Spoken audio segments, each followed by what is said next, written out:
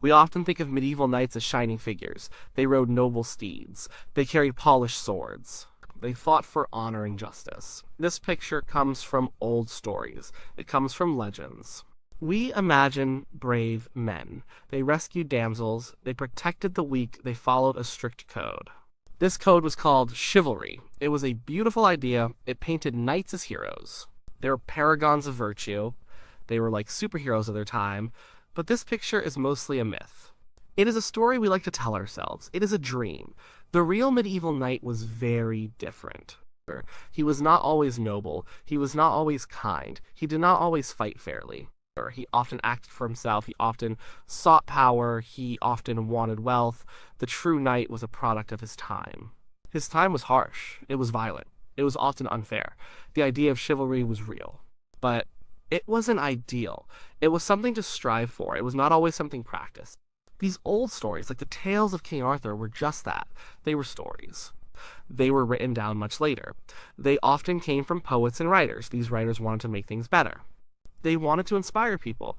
They wanted to create a moral lesson. They made the knights into heroes. They gave them grand qualities. They made them seem flawless. This created a lasting image. It's stuck in our minds. We still see it today. We see it in movies. We see it in books. The truth is messier. It is more complicated. Knights were men. They had faults. They had ambitions. They lived in a brutal world.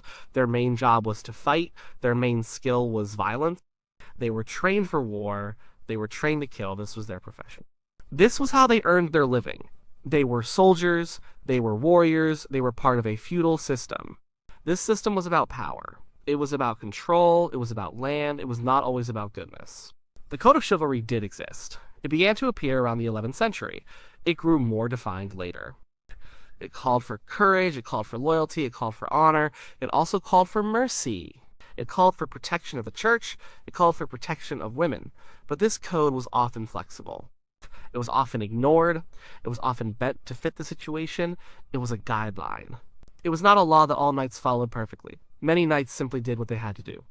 They did what served them best. They did what their lords commanded. And often, these things were not noble at all. They were just part of survival. They were part of keeping their position. The popular image of the knight is beautiful. It is inspiring, but it is not quite real. It is a romanticized version of history. It is a polished picture. The actual history shows something else. It shows human beings. They were capable of great things. They were also capable of terrible things, just like people today. They're not always the shining heroes we imagine. They were much more complex. They were much more human. The job of a knight was simple. It was to fight. It was to kill. This was their main purpose. They were warriors. They were trained from a young age. They learned to ride. They learned to use weapons. They learned to wear heavy armor. Their life was about war. Their world was about conflict. This often meant violence. It meant brutality. It meant causing harm to others. Warfare in the Middle Ages was not clean. It was not polite. It was very bloody. Knights fought with swords. They fought with axes. They fought with lances. They wore armor. But armor was not perfect. Wounds were common. So death was common. Battles were chaotic. They were terrifying. There was no real Geneva Convention. There were no rules of engagement as we know them. It was a fight to survive. It was a fight to win. And knights were often involved in raids. They attacked enemy lands. They burned villages. They stole livestock, they took food, they took anything of value. This was part of how wars were fought. It was how armies were supplied. It was how enemies were weakened. This was not a noble act.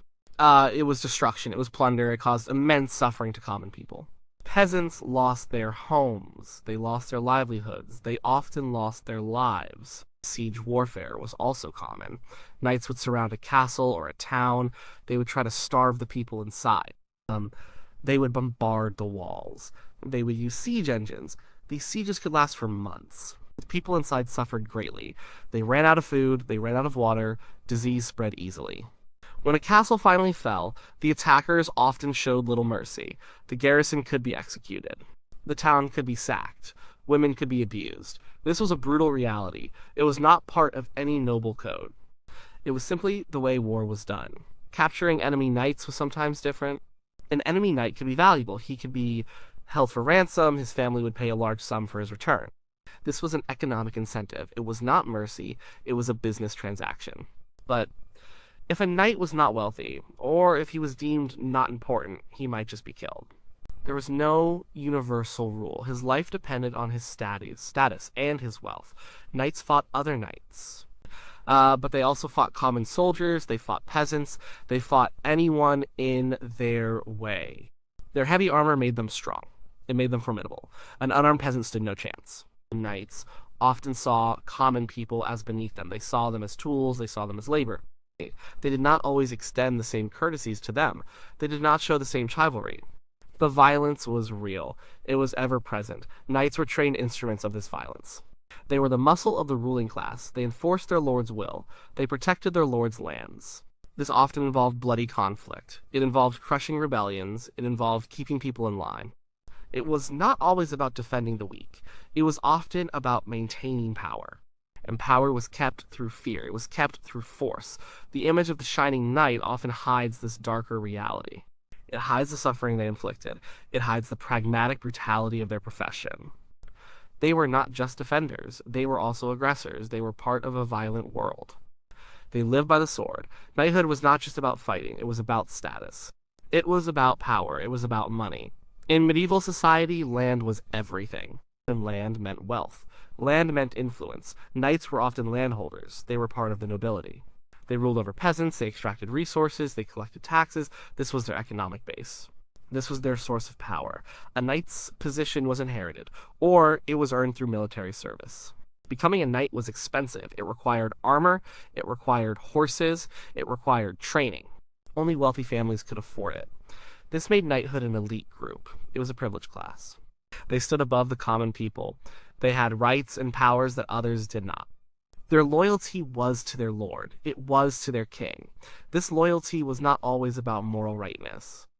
It was about feudal ties. It was about obligations. A lord gave land to a knight. The knight, in return, promised military service. He promised support. This was a contract. It was a system. It was not always about abstract ideals. It was about practical arrangements. 9 knights often fought each other. They fought for their lords. They fought for more land. They fought for more influence. This was not always for noble reasons. It was often for personal gain. It was for their family's advancement. It was for their own wealth. Wars were expensive. But they could also be profitable. Victorious knights could get more land. They could get ransoms. They could get plunder. This was a strong motivation. Tournaments were also important. They were not just for show. They were for practice. They were for display. Knights could win fame. They could win prizes. They could win ransoms from defeated opponents. A successful tournament knight could become very rich. He could gain prestige. This was a form of professional sport. It was also a path to wealth and recognition. It showcased martial skill, but it also fed ambition. The system itself created this ambition. Knights were expected to be brave. They were expected to be loyal, but they were also expected to advance their own position. They were expected to increase their family's standing. This often meant aggressive action. It meant seizing opportunities. It meant pushing boundaries. These actions were not always gentle. They were not always fair. Consider the Crusades. These were major military campaigns. They were fought for religious reasons, but they were also for land. They were for wealth. These knights joined the Crusades for salvation, but they also joined for adventure. They joined for opportunities.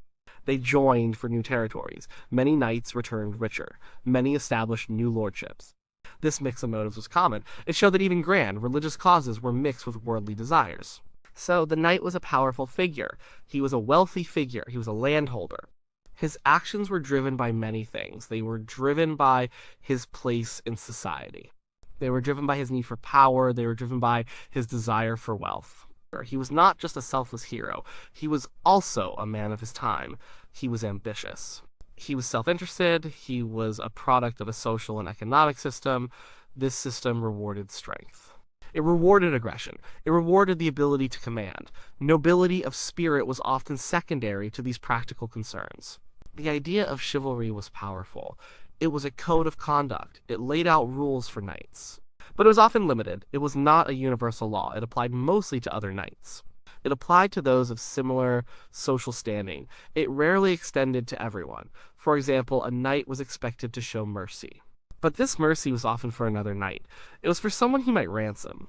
It was for someone who could also show him mercy later. It was not always for a common soldier. It was certainly not for a peasant. These people were often treated very differently. They were not seen as worthy of the same consideration. Their lives held less value in the eyes of the nobility. The code also distinguished between Christians and non-Christians. Chivalry was often meant for fellow Christians. Enemies outside the Christian faith were often treated with extreme brutality. The Crusades show this clearly. Knights committed atrocities against Muslims. They did so with religious justification. They believed they were doing God's work. This meant that their code of honor had a very clear boundary. It did not apply to all humans. And what about women? Chivalry called for protecting women. It called for respecting them. But this was often for noble women. It was for women of their own class. Peasant women were often not protected. They were sometimes victims of violence. They were victims of abuse. The ideals of chivalry were often selective. They were applied when it was convenient. They were applied when it served a purpose. They were not a blanket rule for all interactions. Knights themselves were often flawed. They were human. They could be arrogant. They could be cruel. They could be greedy. They could be proud. These qualities often led to unchivalrous behavior. They led to quarrels. They led to feuds. They led to violence outside of formal warfare. A knight might bully others. He might oppress his own peasants. He might abuse his power. These were not rare occurrences. They were part of the reality of the time. The concept of honor was central to chivalry. But honor could mean many things. It could mean courage in battle. It could mean loyalty to one's lord. But it could also mean defending one's reputation. It could mean avenging an insult. This often led to violence. It led to duels. It led to private wars. These were not always about justice. They were often about ego. They were about maintaining face. The church tried to influence chivalry. It tried to soften the knights. It tried to direct their violence. It introduced ideas like the peace of God and truce of God. These tried to limit fighting on certain days. They tried to protect non-combatants. But these efforts were often temporary. They were often ignored. The church's influence was real. But it was not absolute. Knights remained powerful and often independent. The gap between the ideal and the reality was wide. The stories told of perfect knights, but the historical records often show a different picture. They show men struggling with their own nature. They show men navigating a brutal world. They show men making difficult choices. They show men often failing to live up to the highest ideals. The code was an aspiration. It was a guide. It was not a universal practice. The hypocrisy was often clear. It showed that knights were human first. They were bound by their time and their circumstances. Their actions often reflected the harshness of their world more than the purity of an abstract ideal. So, medieval knights were not the perfect heroes we often imagine. They were complex figures. They were products of their time. This time was harsh. It was violent. It was very different from our own. It is easy to look back and judge, but it is more helpful to understand. We must acknowledge their role. Knights were warriors. They were professional soldiers. Their main job was to fight. They were trained for combat. They were skilled in war. This meant they were capable of great violence. It meant they inflicted suffering. This was a necessary part of their world. It was how power was held. It was how lands were protected. It was how kingdoms survived. And yes, some knights were honorable. Some knights tried to live up to the code of chivalry. They showed courage. They showed loyalty. They showed mercy when they could. They protected the church. They protected the weak. These individuals did exist. They were the ones who inspired the stories. They were the ones who gave the ideal its power. But they were not every knight. They were the exceptions. They were the shining examples. They were the ones who stood out. But we cannot ignore the other side. Many knights were driven by ambition. They were driven by greed. They wanted land. They wanted power. They wanted wealth. Their actions were often self-serving. They were often brutal. They often oppressed the common people. They fought for their own gain. They fought for their lord's gain. These motives were not noble. They were very practical. They were very human. The code of chivalry itself was a tool. It was a way to try and control violence. It was a way to civilize a warrior class. It tried to give knights a moral framework. It tried to channel their aggression. But it was never perfectly successful. It was often ignored. It was often bent to fit circumstances. It was often applied selectively. It was not a strict law. It was more like a set of suggestions. Our modern view of knights is often romanticized. We see them through the lens of stories. We see them through later interpretations. These stories make them seem simpler. They make them seem better. But real history is rarely simple. It is rarely black and white. It is full of shades of gray. Medieval knights were not good or evil. They were human. They faced difficult choices. They lived in a world of constant conflict. They were shaped by their culture. They were shaped by their circumstances. They were capable of great cruelty. They were capable of great sacrifice.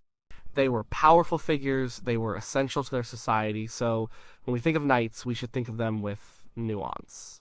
We should appreciate the ideal of chivalry. It was a beautiful idea. It tried to make a brutal world a little better. But we should also remember the reality. We should remember the violence. We should remember the self-interest. We should remember that knights were not always noble. They were not always just. They were just men. They lived in a very real, very harsh medieval world. They were complex. They were flawed. And that is a more honest picture than any fairy tale.